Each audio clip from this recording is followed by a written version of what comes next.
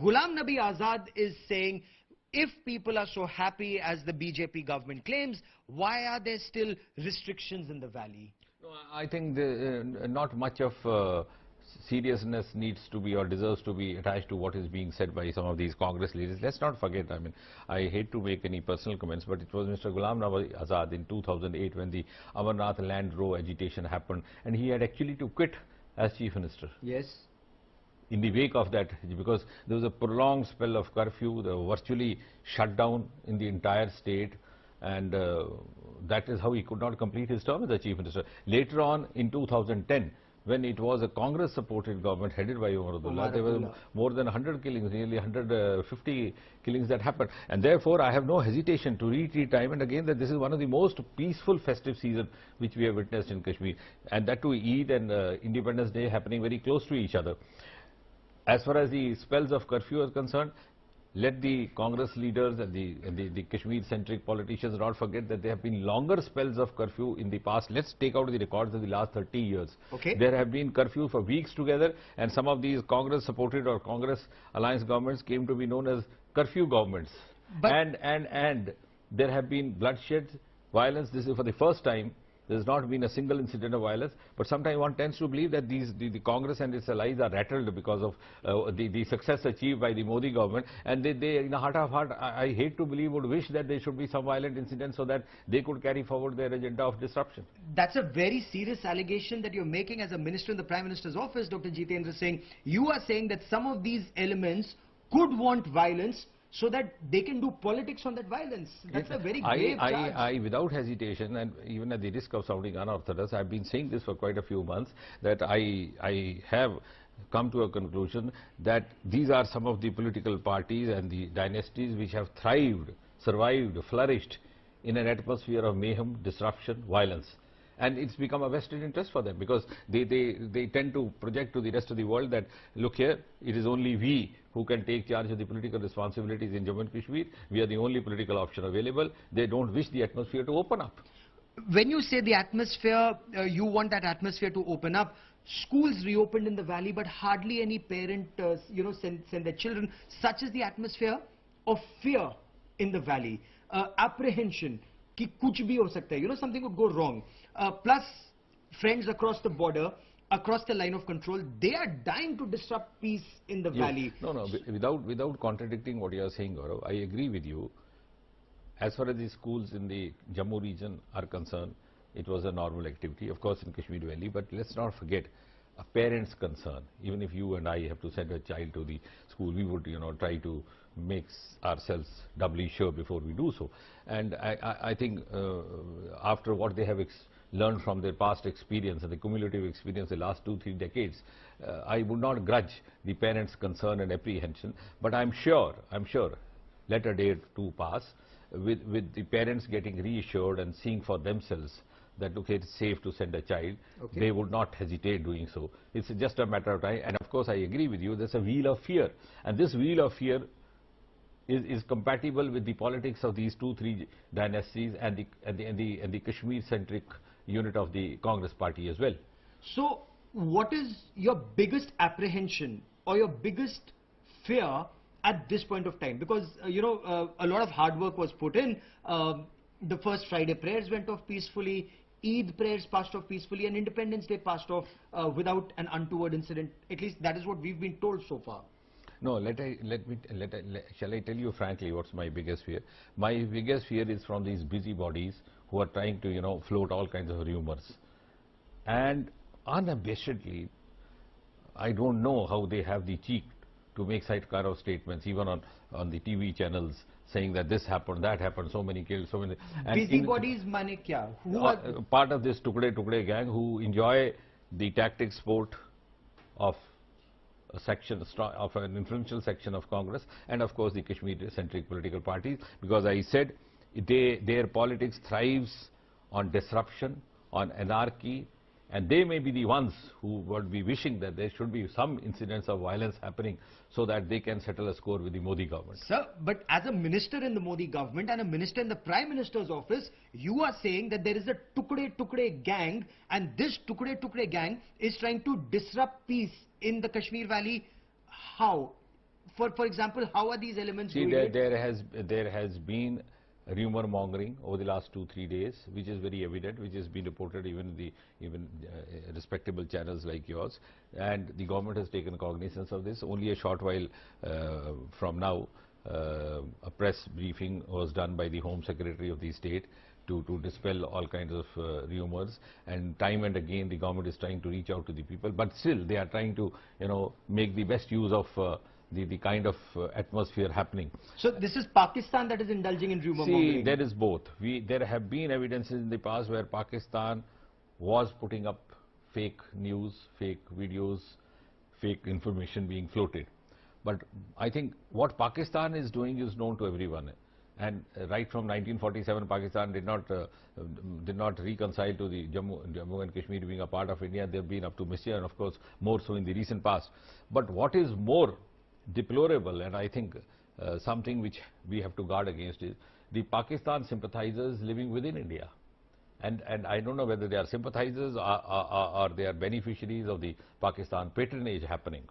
And they are the ones who always look forward to an opportunity to create a disruption, whether it's through rumor mongering, whether it's planting false news. But I think the silver lining now is But that sir, the third generation of Kashmiris and third generation of Indians now, third generation post-independence I mean, to which many of these also belong, Okay. does not actually identify with their school of thought and does not actually get convinced by what they say. No, but sir, in case there are elements across the border who are doing it, there are ways to counter it. In case there are elements within our country who are playing that dangerous game, what's the government doing about it? The government cannot complain. The government has to take steps. No, I'm absolutely not complaining, but certainly the government is doing much better than what the erstwhile governments did. And that is why the testimony to that is the peaceful festival season that has happened, festive season with Eid and Independence Day happening close to each other. And as I said, and I reiterate with all the confidence in my command, this is one of the most peaceful festive seasons that we have in the last 30 years if we dig out the record. So it's not that we are complaining, but it's also the responsibility of the government and every right-thinking citizen, why only government, to make our citizenry aware of the moles within. But what will you do to neutralize these moles within? I think I'm not entitled, don't have the mandate to say all that in public domain. And I would not like to be speaking out of turn, but certainly the concerned agencies, the Ministry of Home Affairs, the state government is keeping itself abreast moment to moment, and they are taking appropriate measures. Had they not done so, things would not have gone off that smoothly and peacefully as they have happened. Because some of the rumors, sir, are also about security forces and especially state, counter-terror mechanism not being trusted by the country. And to the best of my knowledge, that is not true. We depend very extensively on Jammu and Kashmir, administration and police to ensure that Pakistan does not succeed in our country. I absolutely agree with you, and I think the security forces as well as the administration of the state deserve all appreciation for the manner in which the entire process has been gone through. And even see, some certain questions are being raised about the preventive detentions have been made and etc. etc. But let's not forget, there have been more longer spells of preventive detentions made by the earlier Congress governments. And these house arrests are much comfortable than what were happening in their times. Sheikh Abdullah was arrested by the Congress government and sent to Kodaikanal. And Shama Prasad Mukherjee was arrested without producing any warrant or without even an FIR and lodged in miserable condition for 44 days where he breathed his last. So I don't think they have a reason to complain, but if the preventive detention is made, and that too with the assurance and the commitment that it is being done only till the atmosphere is slightly more compatible for them to carry on with their kind of activity which they do. Okay. I think there have been occasions in the past, let's not forget, there was a suspicious death happening of a National Conference worker at the official residence of the then Chief Minister. So much questionable has happened in the past. So you're saying there's a lot of fear-mongering that's happening. The adversary across the border, when, I'll come back to Pakistan because while Pakistan has no role to play in Kashmir becoming an integral part of India, POJK, Pakistan has a role. Is your government now, as a conscious decision, going to expose Pakistan Army's atrocities in Pak-occupied Kashmir, Gilgit and Baltistan, and changing demographic profile there? See, I'm not sure whether I can speak on behalf of the government in this regard, because there are accredited persons who do so, and I'm not dealing with those because I'm not privy maybe to those kind of security inputs, and the Ministry of Home Affairs will take a call. But otherwise, we have now abundant evidence, both on media, on the domestic media, even in the international media, of the kind of atrocities being committed in Balochistan, being committed in Sindh, being committed in POJK, and Gilgistan. It's hardly describable the extent to which they have gone. All the democratic rights of the Gilgit Assembly have been taken over by the Islamabad government, and they have been deprived of even the basic facilities of education and health. And that is why now, and we have abundant evidence in the form of videos coming almost every third day, where people have come out in protest for against this oppression which is being unleashed on them, both in Gilgit, in Balochistan, and other parts of Pakistan. In Waziristan, they have exactly. Stopped all outsiders Absolutely. from going there. So we're going to expose that. And the kind of minorities, the approach towards the minorities that is, being practiced by the powers that be in Islamabad, and the population of minorities has reduced to just single digit now. So is that the Narendra Modi government strategy, that instead of India being on the defensive on Kashmir, India is actually on the offensive, exposing Pakistan on Kashmir? Personally speaking, I tell you, Gaurav, I don't know why so far the erstwhile UPA governments and the Congress governments were defensive, and why they followed this policy of 2 steps forward, 1 step backward. For example, even in the domestic front in Kashmir, they would always they would speak of holding talks or trying to woo the stakeholders, and when they spoke of stakeholders, they just had 2-3 names in their mind. Sayyid Ali Shah Gilani, the separatists, is that what you mean? Separatists. And your government will not talk to any separatists? Or maybe 1 or 2 mainstream leaders of those 2 dynastic parties, whereas the larger majority of the stakeholders belongs to the other section, the West Pakistan refugees, the POJK refugees, Jammu, Ladakh, and as far as my belief is concerned, I would rather say that each of the 130 crore citizens of India is a stakeholder, because Kashmir is a part of India. So just as we have a stake in Punjab and Tamil Nadu, we have a stake in Kashmir. So the Congress followed a policy of appeasing a smaller section, and that began from the infamous Nehruvian blunders.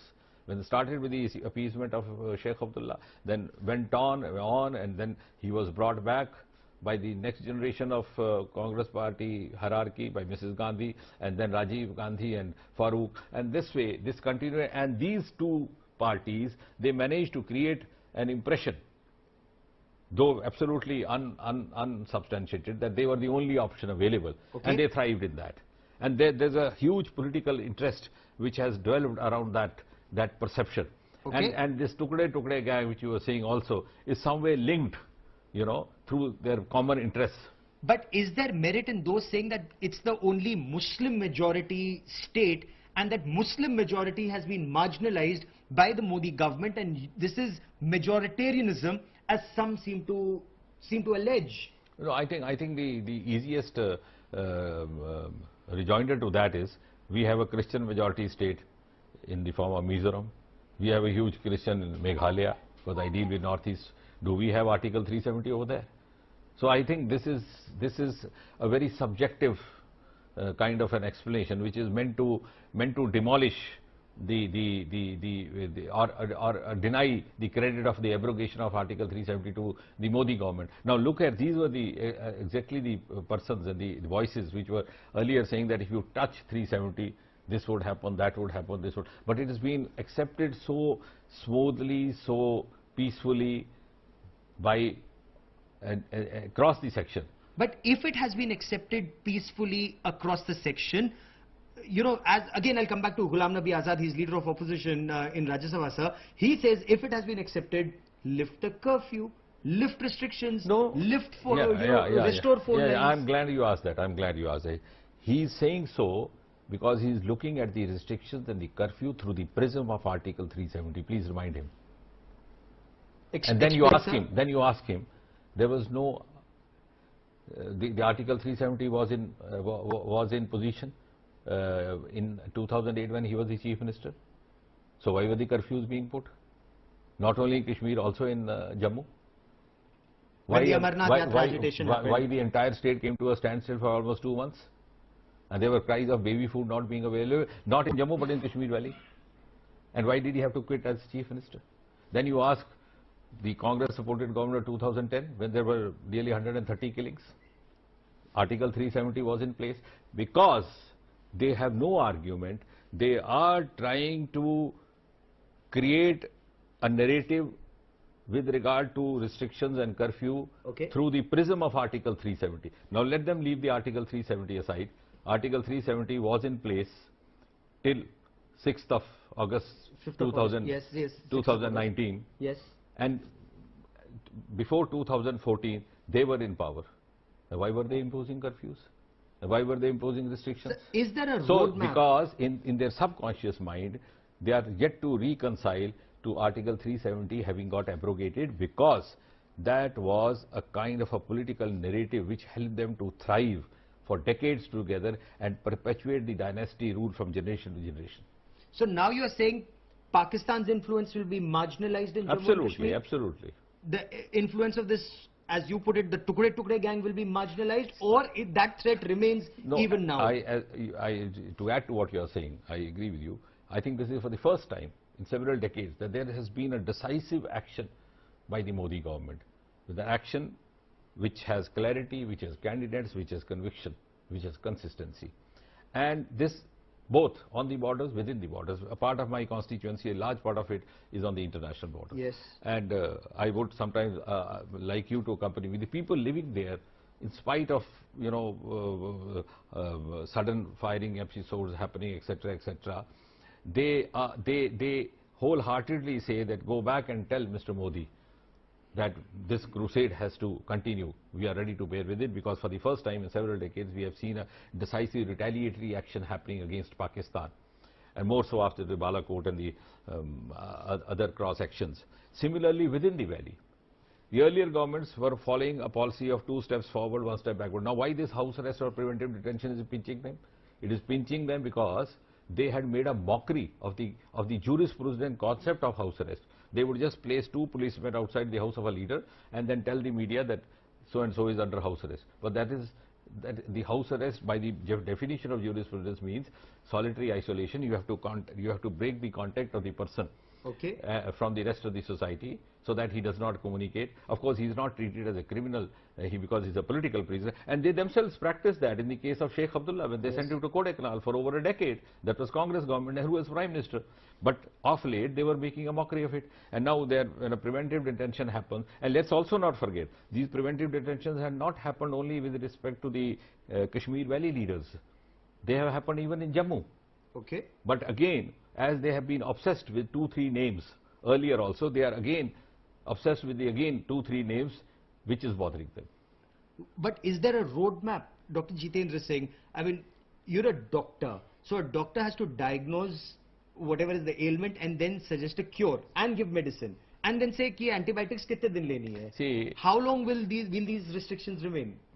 See, I'll tell you, as a doctor, and you rightly meant, the diagnosis has been done. The earlier clinicians or the earlier doctors who were treating this ailment either did not diagnose it, or it did not suit them to diagnose. Because sometimes the doctor feels that if this is the diagnosis, it does not fall in my domain of specialty, I'll have to refer him to another doctor.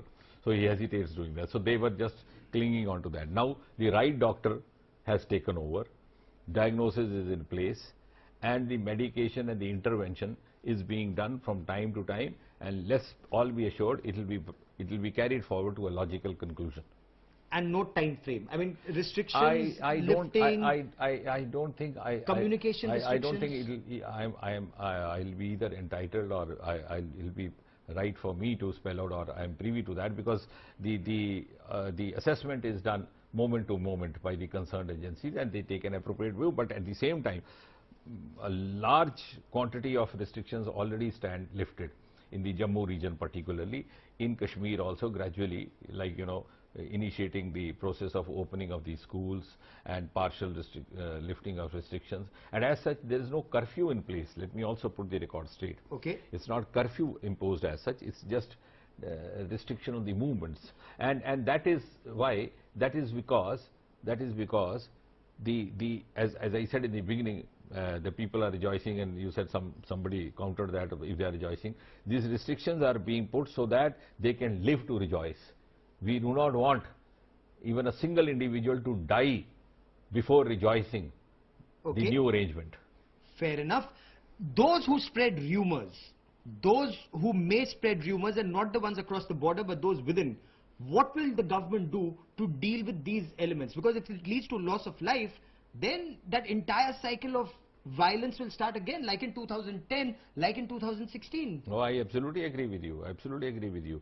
And it is from that experience and from the acts of omission and commission of the earlier governments that the government under Prime Minister Modi, under Home Minister Amit Shah, has taken a decisive, a very firm and a stand with clarity, so that prevention is done, however harsh it may be, but damage is not allowed to happen.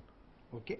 Dr. Jitendra Singh, for the moment, many thanks for speaking to us here at Gaurav. India Today. Minister of State in the Prime Minister's office, Dr. Jitendra Singh, someone who comes from Jammu and Kashmir, is saying that the state, according to him, is very clearly on the road to recovery, and those who are trying to hamper that recovery, they will be dealt with according to the law.